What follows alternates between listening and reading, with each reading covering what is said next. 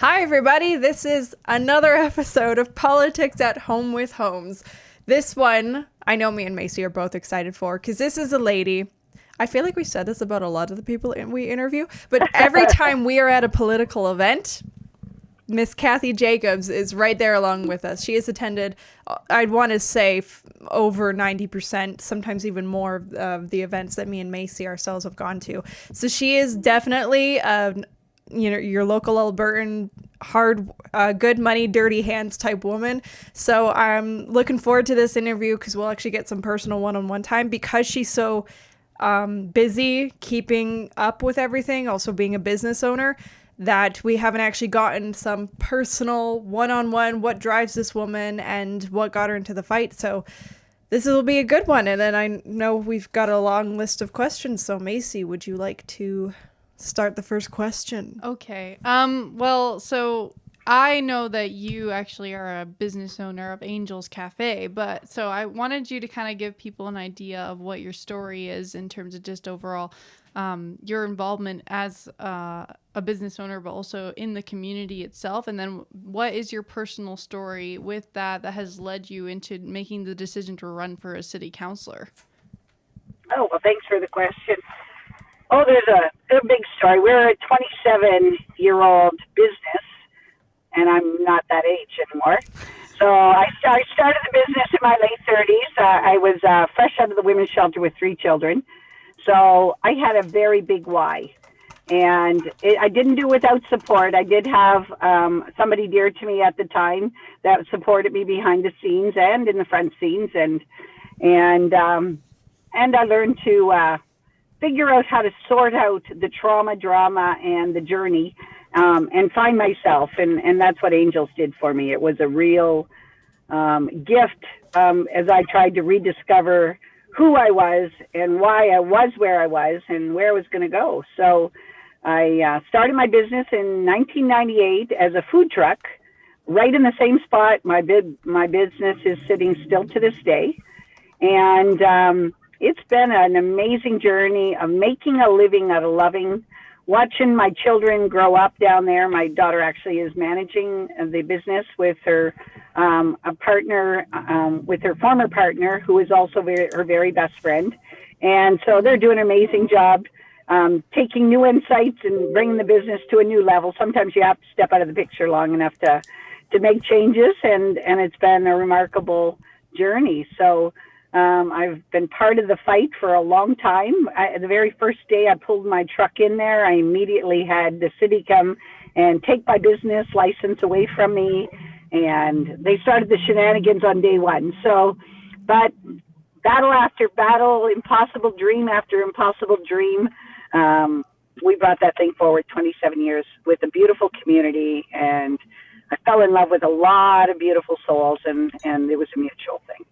So, yeah. Oh, that's nice. It's definitely a beautiful community because even me and MayCee, how we first heard of Angel's Cafe, we went there with our good friend Evelyn Dove, who is the daughter of Will Dove, who is our boss, everybody, at for our Home Squared segment. And she took us there with Rain, who ran over to the youth way back when. So she showed us that beautiful community. And then even you being a part, which we will expand upon later, the ABC party, you have offered up your cafe for people to put local petitions there. Like, you have really made that a home for the community, which I love.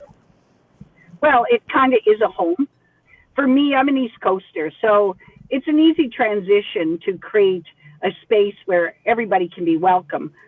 We don't always have to agree, but we don't have to be disrespectful, and we can love each other no matter what. It's always interesting because I'm surrounded by a lot of generational groups, like my seniors who probably were much younger, 27 years earlier when they weren't so senior, and brought their families down.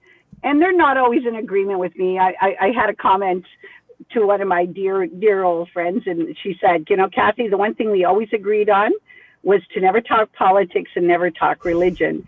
And my comment to that is, I never agreed to that. And that was an agreement I never made. So I would never have seen myself as a political person, but clearly I'm not seeing myself in my truth because when I decided to do this, I said to my kids, so I'm thinking to run for politics. And they go, of course you are, Mom. So it's always interesting when you see somebody. And honestly, I don't ever want to be a politician. I would not want to lose the aspect of my authenticness to take on a unique situation for me, because I've been a business owner 27 years and a big part of my community, but I never really wanted to go into politics. And so at some point here, we'll share the story into the journey with the ABC party and what led up to that. But yeah, it's been, magic is a wonderful thing, and miracles happen every day. I can't even tell you how many miracles have happened in my world of navigating through angels over 27 years. It's been extraordinary. And if tomorrow was the last day of angels, you could never take those gifts away. So I hold those very true and dear to me, and I look forward to many more years for my team to have the pleasure of experiencing more of those for themselves too. Okay, so I guess now the question would be, like, you said that you've been in the fight for a long time and that you've kind of built up a community. And so when you told your kids that you were thinking of running for politics, they were like, oh, that's not really surprising because it's like that coming from you, Mom. But I guess, what is it about today that has decided to make you run? Like, why now as opposed to some other time? When you first started. Yeah. Well, there was a series of events that happened, and I'm going to take you back to, I'm not sure if your viewers or yourselves are aware of the ostrich farm situation. So it's quite a near and dear situation in my heart. As a matter of fact, before I got on with you, I was just checking in to see where they are out there. But my husband and I decided to take a drive out there because I'm not one of these people that I make a decision or an opinion about something without knowing a lot of facts, either firsthand or doing a deep dive. So rather than do that, we took some time and went out for a big fundraiser out at the ostrich farm. Probably, I'm going to say a month and a half, maybe a little longer. Time isn't seems to be a very elusive thing these days. And so my husband and I went out for a big fundraising weekend out to the ostrich farm and went camping and just enjoyed the space and meeting the family, and such a beautiful family. And I've never been close to an ostrich, and I just fell in love. It was just they were just so amazing, so majestic. So their eyes, I could have fallen into their eyes. They're just so beautiful. And I think about the fact they're so prehistoric, and here they've lasted this long, and now we've got this situation.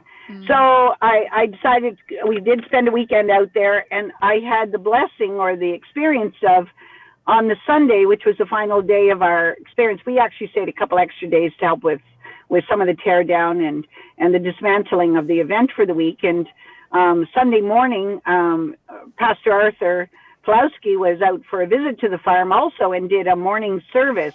And I've never really had religion. I'm very spiritual, but I've never really been part of religion. And so Arthur did a beautiful Sunday morning service, and I think there was about 40 or maybe 45 people left at the end of the weekend. And it was a beautiful thing. I mean, just to hear this man be so passionate, and I think I match him on passion. Like, well, when you believe something so true to your heart and your soul, it's really hard to speak on a level that inspires others. And he did that on stage that morning. And so at the end of his service, we were all just sitting and just basking in the experience of what he shared. And suddenly he says, a few people have asked if they could be baptized in the beautiful spring water that runs through this property. And so we're going to do that. And if anybody would like to join us, you're more than welcome to do that. And I got up and I started to walk, and my husband looked at me and said, "Where are you going?" And I said, "I think I'm about to be baptized." So I did join them. And there were 40 of us that actually joined in a full baptism, including my husband. And as I was coming out of the after after being in full submerging, I literally did a prayer to God and said, "Okay, God, I'm kind of getting a little bored with my life. I've kind of stepped away from my business. I'm used to 14, 16-hour days. I'm used to being in an environment of total love. And I'm getting a little bored. I found myself driving around endlessly during the days. And it's easy to find things to do when you're a gardener and you like to camp. But I really needed a purpose. So I said, don't make it subtle. Make it clear.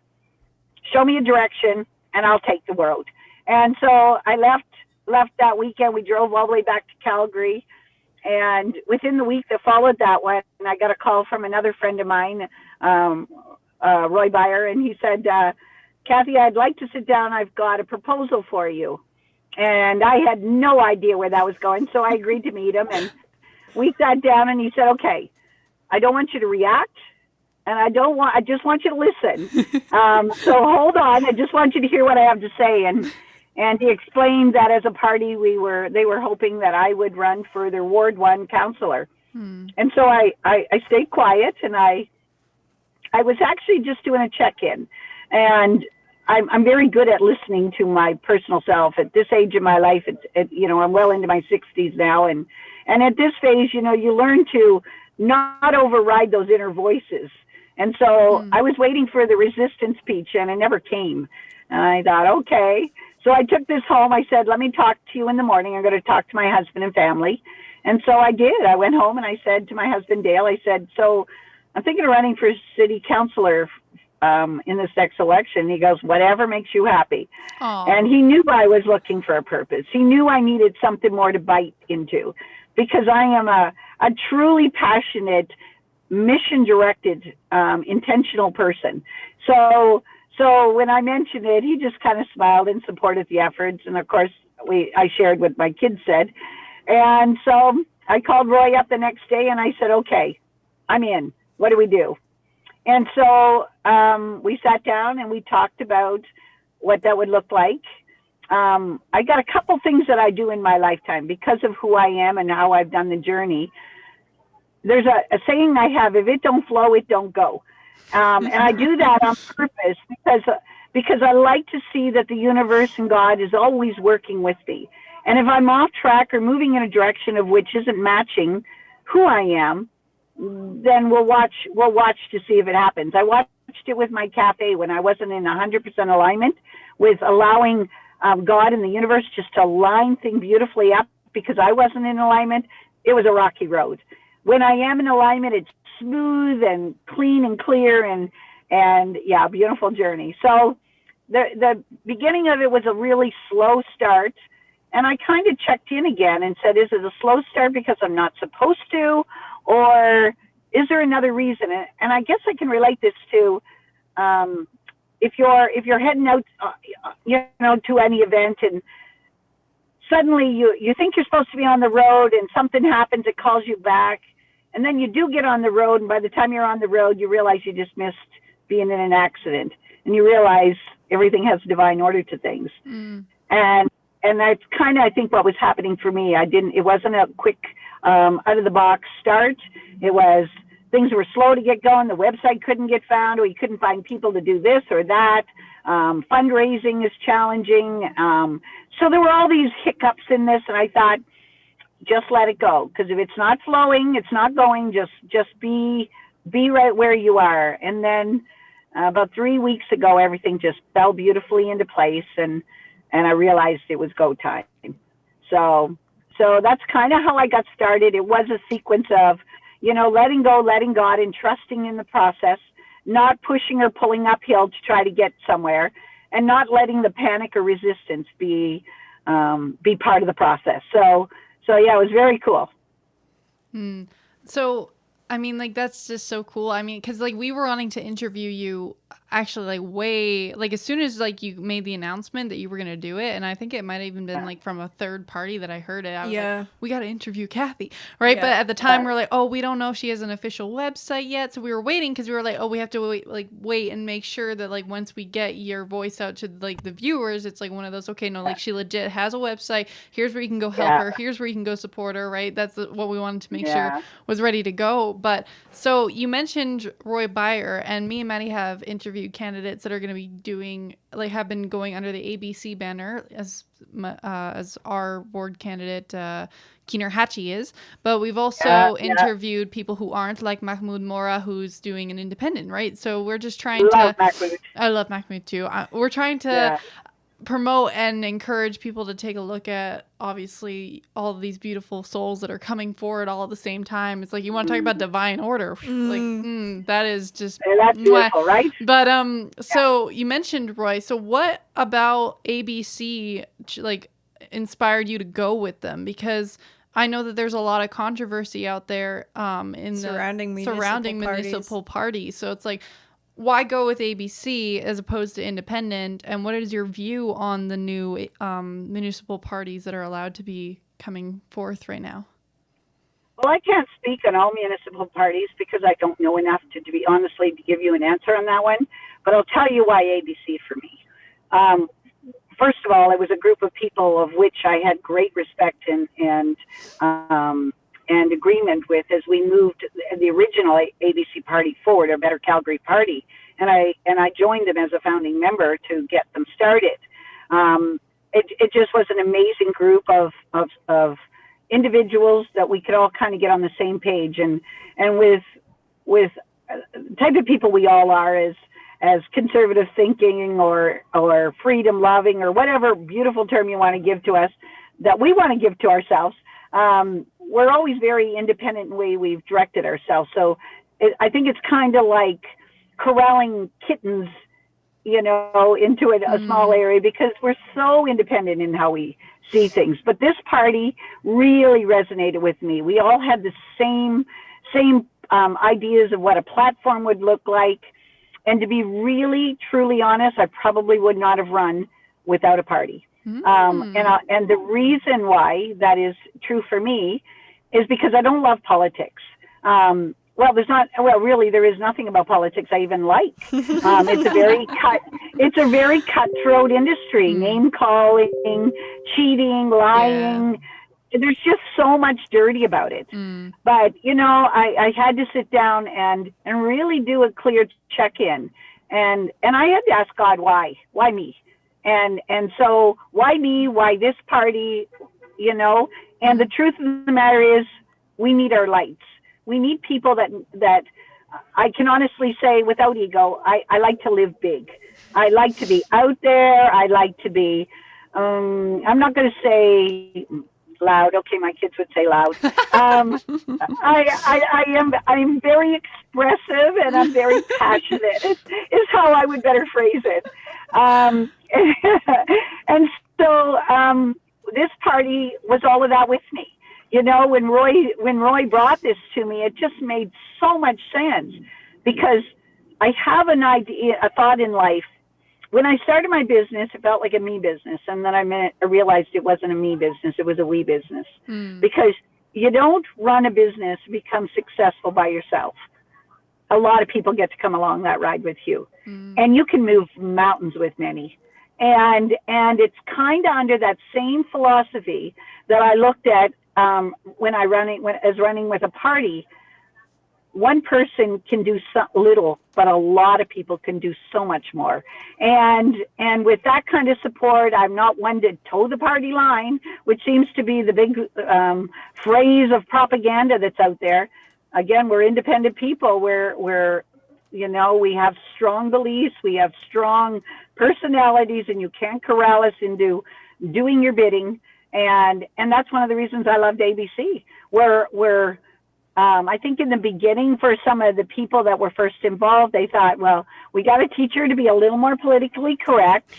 And they watched the absolute fear in my eyes of, wait a minute, square peg, round hole, that will never happen. And then everybody relaxed and realized that because of who I am and how I just kind of follow my personal guidance system. I listen to my inner voice, and I know my heart. So it's really easy to do something like this from that level.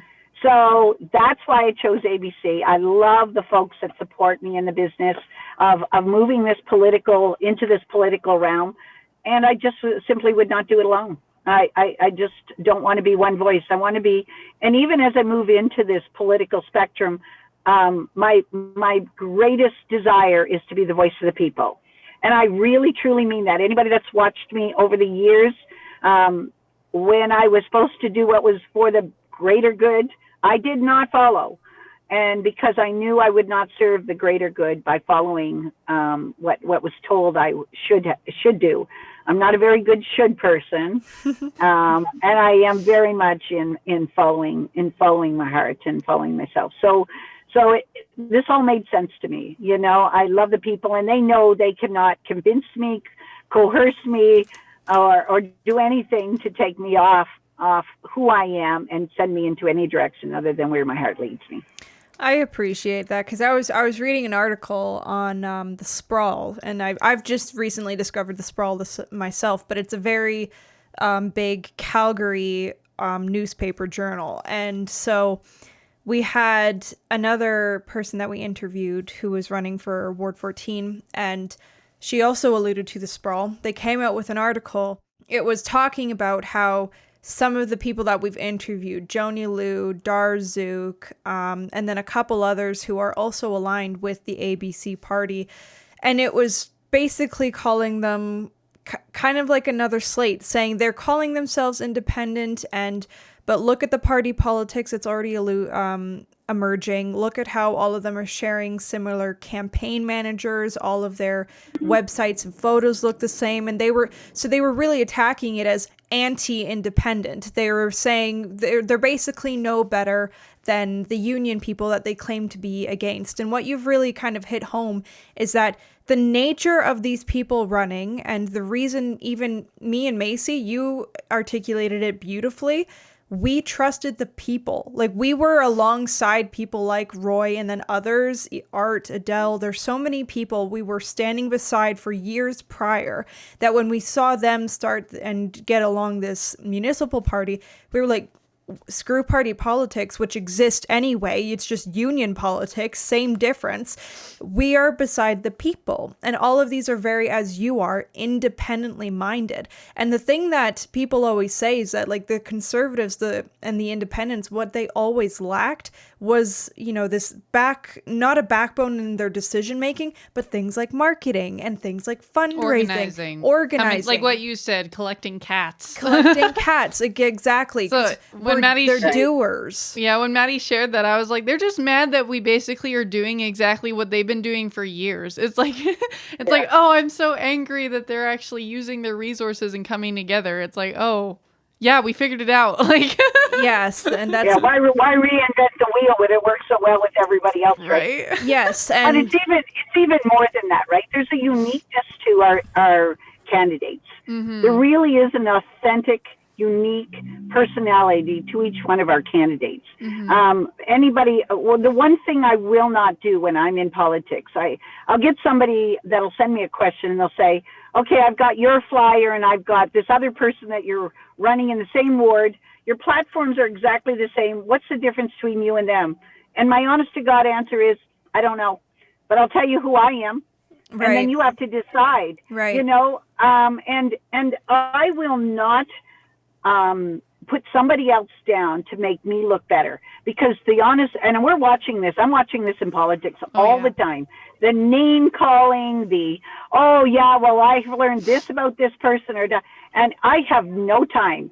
The very question, who are you running against? The first time I heard that, I just kind of stopped for a minute and I went, I'm not running against anybody. I'm running for a ward. I'm running for the people in my community. And that is all I'm running. I've met one other candidate in my ward.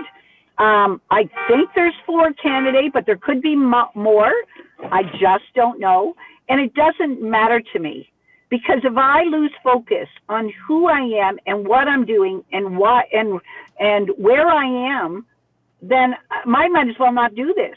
I can't be passionate about who I am and why I'm where I am and focus on where other people are too. So, and I won't even, like, if somebody writes something on my behalf on my Facebook and there's any part of that, you know, say somebody's managing my page, if there's anything in there that even hints to those sort of comments, or they get deleted. I think it's just so ingrained in the political spectrum to say, well, I'm better than they are.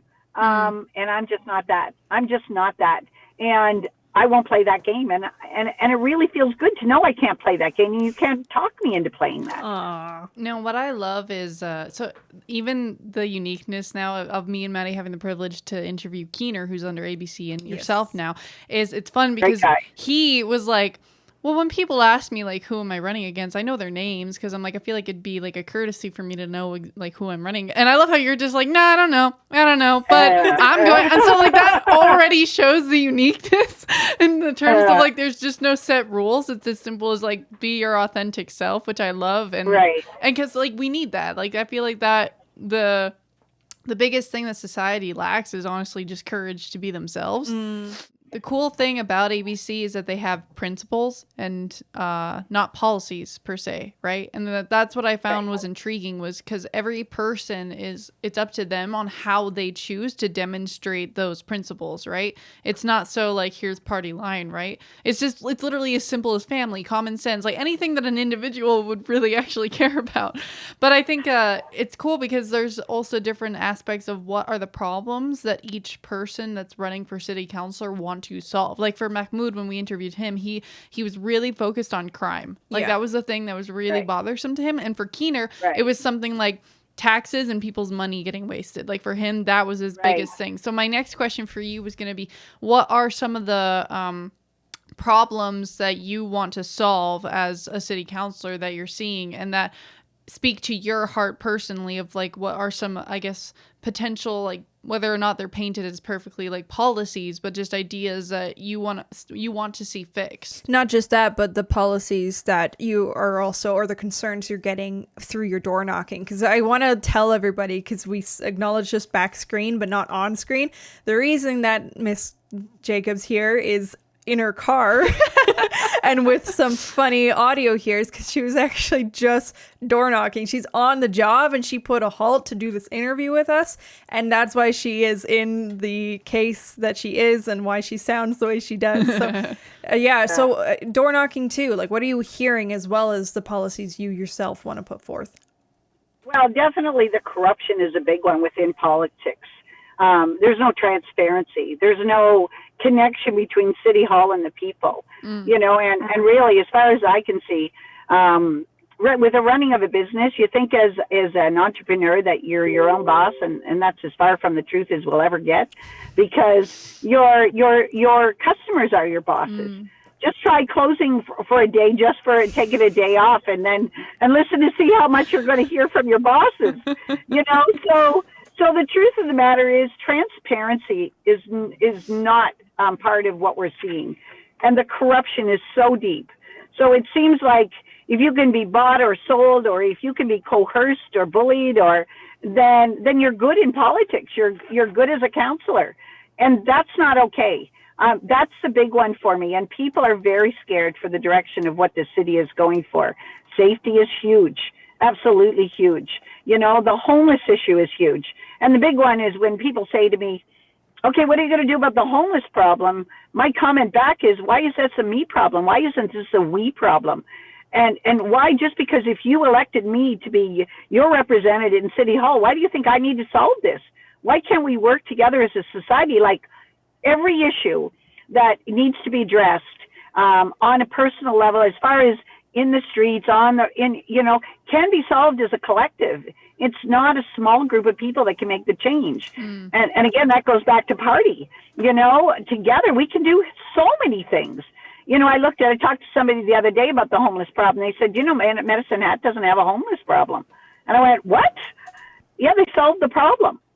So they got the mental health aspect worked into the drug addiction, and people aren't living on the streets. They don't have people living on the streets. And people will go, well, that's easy. It's a small town. Well, small town, big town, the solutions are similar, and they're very doable. So why try even solving the problem by creating new solutions? Why not stop looking at reinventing the wheel and take what's working and bring it back home and find the Calgarians to strengthen the community and the intelligence and the folks that have the ability to do these things and pull it all together. It's not rocket science. And you were mentioning about common sense, not common anymore. That's a really crazy thing too. where did we lose the aspect of what's common sense? You know, so it's a really interesting thing. I love a good challenge. I'm a hard darn worker. Anybody that's ever watched me run my business, not afraid of hard work. This morning yesterday I got a call from a senior who was a veteran, and he said, I've got a problem and I want to talk to you about it. And I said, okay, can I meet you at my cafe? He said, nope, you're coming to my home. And I went, okay. So I said to my husband, I'm not going to some older gentleman's property all by myself. You're coming with me. So we went and met this wonderful veteran in his space and with his dog, and who was all over us. And you know, we spent half an hour. I think he was mostly just lonely. He did have some issues he wanted to see addressed. So I carry a book with me and I write everybody's concerns and issues, and I write them in the book. And I tell them, I can't make you a promise, but what I can do is commit to taking your points and your issues into City Hall and doing the research. You know, there's things I don't know, a lot of things I don't know running into this. And that's my authenticness is when somebody says, what are you going to do about the Green Line? I can honestly say, I don't know enough about it to give you solutions, but it's on the list of things to do more research on. You know, I'm not going to fake it till I make it with things that I don't know. I don't have a university degree. I don't sit on boards of higher up corporations or NGOs, or I don't work for a union or City Hall at all, except that I have to answer to City Hall. So when I don't know something, I'm not going to try to fudge it. I'm not going to wow you with my information, but I will stay and I will wow you with my intention to look into everything I am and learning on every level what I need to learn to move forward. So what have you learned door knocking thus far? Like how is the door knocking experience? You know, you seem like you said it yourself. You're a very outspoken individual. So yeah. Talking to people is probably not hard for you, especially as an entrepreneur, your own business owner. But so what's the door knocking experience like thus far for you? And what are some of the things that you're learning on the way that you're like, oh, I didn't ever really consider that, or oh, this is a bigger problem than I thought? Well, first of all, I'm a bit of a talker. So I'm learning to be a better listener. And that's really important because that is the big point. People are wanting to be heard. So I just listen. I just spent probably a good 15 or minutes longer at the door with an older German gentleman who's so angry at the direction the city has gone and his tax bill. You know, he's a senior and you know, his mortgage payment went from $1,000 to $4,000. And he said, how do I do this? And I said, well, you're still doing it. And we need some good people in there to make change so that you don't have to struggle. I met two senior ladies, both in their 80s, living in a car in Baker's Park when I was out just trying to get my first 100 signatures to even put my name in for this. And both of them had similar stories in that they raised their children in Bowness and had older homes, and their children had all moved away. One lady only had one child, and they were all alone in the world, and their taxes got so high they lost their homes, and they were living out of their cars at 80 years old because the waiting list for a senior to get into affordable housing was not attainable. And so luckily I'm very connected to a lot of the different services because I'm in Edworthy Park. So there's a lot of homeless we deal with. And so I'm aware of a lot of the services I can call to get people help. And we did get both of these ladies out of their cars. I don't know where they went from there, but I wasn't able to do a follow-up because once you get into the agencies, they follow their own protocols and it's really none of my business from there. But you know, we're for me about everything that we're doing going forward, it's about listening, about jotting down these things, even if it is the lady that's complaining because the dump trucks are making too much noise going past and not even realizing there's people whose lives are at risk, people who are starving on the streets, that people are, you know, there's so many world problems, so much bigger, but in their tiny, isolated world, a dump truck going past their door too often is a problem, and I need to solve that. And so coming back to a really compassionate connection with them, saying, I feel your frustration. I'm going to put it on my list. I'm going to look into it. I can't do anything until I'm in council, but I'll do my very best to bring it to the attention of people that can see about helping you to solve your problem. So it's stuff like that, just really hearing people. People are angry, people are frustrated. They're just scared. They're scared of where our world's going, and I don't blame them. I got 10 grandkids. I want a better world for them than the world I'm going to leave to them, so that's why I'm stepping up and stepping out into a very uncomfortable environment. And when I get somebody at the door, the rule is don't stay there too long. Well, that's not me. I have spent way too long at way too many doors. But when somebody's talking and spilling their heart out to you, I just don't know how to walk away from that. Aww. I've hugged more people. I mean, I'm averaging, like, say, anywhere from 150 to 300 doors a day. I've gotten up to 600 with help. Just, you get a 20% open rate, so it's a lot of walking, not as much talking, but boy, when I get somebody in front of me and they want to say something, I want to hear it. So, yeah. So that's how I'm doing door to door. Aww. Something that's like, I'm dying to know, and I don't actually know myself, and I probably should look into it more. But when you get in, thank you. When you get in, I'm definitely going to want to come back and interview you in terms of your experience as a city councilor. Because, like, even when the blanket rezoning fiasco happened, right? I was very enlightened and just very happy to see all the Calgarians that were stepping up and just going like, hey, like, I have knowledge on this thing. Like, I'm a contractor, I'm a real estate agent, I'm a business owner, I'm in a tiny community here, and I just want, like, I'm a house owner. I just don't want hotels put next to me. It's like, I just loved all the minds that were going off for that decision. And I don't necessarily know how the decision-making process goes in terms of city council and what decisions they make, because it's like when they're going to, I don't know, maybe fix potholes, right, for example, which, they haven't done, but hopefully they will.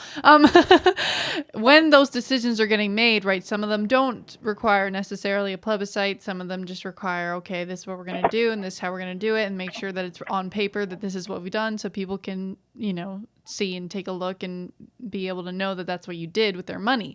But the thing that I like that you mentioned is the fact that it's like you're just trying to make sure that you're listening to the people, and that's one of the main concerns is not enough people are being listened to. And that was one of the things that pushed people to even be awake into municipal politics in the first place, was that blanket rezoning, because people felt like, wow, like, you're just not listening. Like, so it's like 98 or 80 something, like, just huge disapproval rate for the blanket rezoning, and then city council was just like, nah, screw you. And then they put it through anyway. I think it was 72% of the people said no, and city council just didn't care. Yeah. And that's the piece that's really missing. Not just the communication, it's the connection. There is no bridge to the people and City Hall. And I think we've forgotten who we work for. Again, it comes back to, like, business. I think I'm as an entrepreneur, that I'm my own boss. It's not even close to the truth. I kind of work. I have to answer to the city and the government and my accountants and my bookkeepers, and I have to my staff, my team, and I have to the people that are the reason why I am there in the first place. So it's quite a fascinating process that there is such a disconnect. Even 27 years ago when I started my business, I remember them talking about the houses behind my home.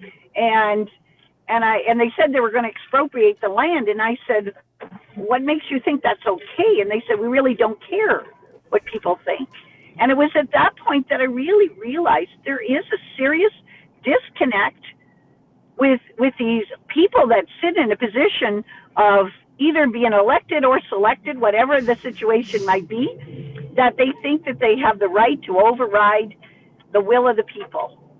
And honestly, that should be terms for dismissal, And I think that's where the recall conduct situation came into play, right?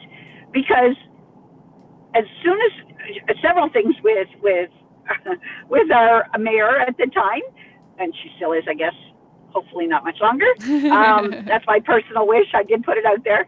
I would agree with that wish. But yeah, many people, believe me, I'm hearing it every day. Anybody but her, So, but it really was the fact that she announced certain things on day one that did not resonate with people, and that was the $87 billion of climate change. It wasn't in her platform but people I talked to said, I don't even remember being on the ballot. How did she win this election? Like, I don't know anybody that voted for her. And then she's announcing such a big, making a huge claim on behalf of the people, the taxpayers. That was problematic right from the beginning. So it's stuff like that. There's just a massive disconnection. And I know now that I'm out in this industry, now that I'm playing in the field, we know there's a lot of shenanigans going on in beyond City Hall. So a lot of the unions are involved. There's a lot of community associations. No longer, they're endorsing their choice based on whoever is pushing the buttons in behind. That's a really interesting thing to watch. And the fact that somebody will, I put up 600 signs, little yard signs throughout the community of the ward that I'm running in, and 100 of those have disappeared in the last week. Wow. And some of my big signs have disappeared. And I thought about, here we're playing in a playground of, it feels like a bunch of kids playing on a board game, and somebody has to cheat to win. And I thought, where is there any pride? Where are the adults? Right. And honestly, there's the name calling. There's all kinds of shenanigans. And you know what? I'm not interested. You want to take my signs down? We'll just put another one up. That's on you. It's kind of like name calling and trying to, people that think if I tell you how bad this person is, you're going to see how good I am. But it doesn't work that way. The world doesn't work that way. We're energetic beings. We're living in this world as a frequency, and whatever we're putting out there, we're going to get back. So keep your frequency clean. Know that everybody's doing the best job they can, and if they're not, that's on them. That's not on you. So name calling and finger pointing isn't necessary. And let's just do this, and then we'll know in the end. Hopefully enough of people with high enough integrity, we can do a shift, and that's the best we can ask for, is to do a shift. I don't know any of the stuff you were talking about, how policies are created, how they're voted in, how you do any of that. That's all going to be a brand new learning curve for me, and I'm eager to learn. But I'm also eager to change what isn't working. And so with enough of us in City Hall that are of the equal mindset, especially business owners, and I think most of us are business owners on some level, we can shift some. We can shift it. Well, with that, I want people to witness your website that's finally up, and it is, people can find it, is cathyjacobs.ca. Yes. This is her official website, and then of course on A Better Calgary Party, their website, they have Cathy Jacobs Ward 1 under their candidates, where you can get more information or become a member, all of that jazz. But this is where you can request a sign if you are in Ward 1. And again, we will put, if you don't know which ward you are, which there are people that are still figuring out their ward, totally fine. We were there a couple of years ago. We will put the link in the description where you can find it on the official calgary.ca website. You can donate, volunteer, because even me and MayCee tomorrow morning, Saturday morning, we will be running some flyers out for Keener, because it takes, like you said, many hands make for light work. And many hands. Yeah. And I want just one more point on this whole thing.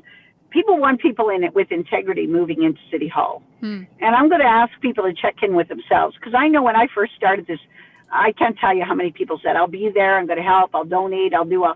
And if you're not following through on your commitment, maybe life got busy. It's okay to be busy. but at least connect with the people you're making commitments to assist in any way. Show up. If you're asking somebody to show up and be your representative, your voice, then again, this is not a me thing, it's a we thing. So together, we can do it. I mean, I've had many very wealthy friends said, yes, I'll be there, I'll financially support you, and nobody answers their phone, and that's not my problem. I look at that and I go, you know, when I get in there, when I take my seat, remember, you could have been part of a winning campaign, but whether you're part of the winning campaign or the actual journey to change, it's on us. Every one of us, we have a part in this. So show up, help out when you can. I know it's hard. Life is very challenging. I know I'm still juggling a business and a campaign and finding time for my new little kitten at home, my husband, my friends, and my grandchildren. and I'm getting it done. So together we can do a lot more. Aw. I'm just reading through some of her, you put her vision in, and then these are some of the, you know, because ABC has principles, not policies. Her personal policies between responsive leadership, we alluded to repealing the blanket rezoning, which is popular. Reliable infrastructure, Mahmoud has emphasized that as well, so is Keener. 4-year tax freeze. Now, I've heard that for both housing and to help small businesses because, you know, people are suffering right now. So she's not the only one doing that one. Then we got public safety. Again, Mahmoud, not a part of an ABC party, but these are just common sense principles. And then repealing, I love this one, repeal the 87 billion climate change emergency. So I can, if I were in Ward 1, Cathy, you would have my vote. Thank you. You girls are an inspiration to the youth, and I thank you for stepping up and doing your part and being incredible leaders in your area of youthful people. The change comes with you too. All we can do as seniors is take those step forwards. We do see in most things changing right now is gray hairs, and that's great because we've got time and energy. Well, hopefully energy. I know I do, but you know, so definitely time and energy is an important part of this. But it's the focus and the intention behind it all. As long as I've got breath in my body, I will work so hard to make sure my grandchildren have a reason to be proud, not because I need them to be proud of me, but that is part of their legacy. And they can step up when they're ready to. So I'm going to lead the way of a large family going forward fearlessly and lovingly all the way to the end, whatever the end looks like. Aw. Well, thank you so much for coming on and joining us and giving us your story from one large family to another. I love it. Yeah. Let's keep the link going, girls. Thank you for what you're doing. Of course. Well, without further ado. Oh, yeah. This has been Politics at Home with Holmes.